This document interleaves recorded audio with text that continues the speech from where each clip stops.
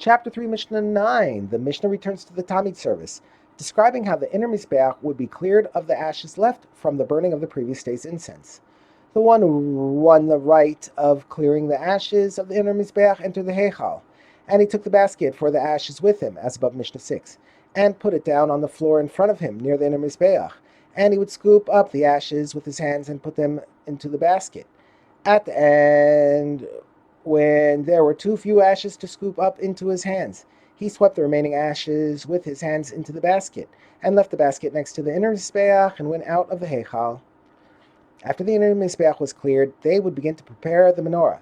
The menorah had 7 lamps that were arranged from east to west. From verses in the Torah, the Gemara, Yoma 33b, derives that the preparation of these lamps took place in 2 stages.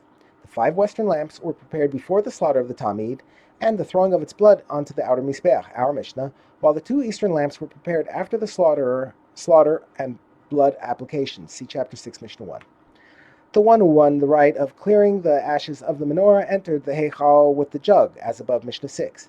If he found the 2 eastern lamps still burning, he clears the ashes and any leftover oil and wicks from the 5 remaining lamps, even if they are still burning, and then adds new oil and wicks, and leaves those 2 eastern ones burning in their places. If he found that the 2 eastern lamps had gone out, he clears their ashes and relights them from the ones that were still burning. And afterward he clears the ashes and any leftover oil and wicks from the 5 remaining lamps, and then adds new oil and wicks. At this point the menorah's 5 western lamps stood unlit and ready for the evening lighting, while the 2 eastern ones were currently lit.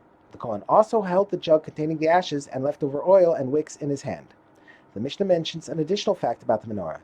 There was a stone in front of the menorah, and in it were carved 3 steps.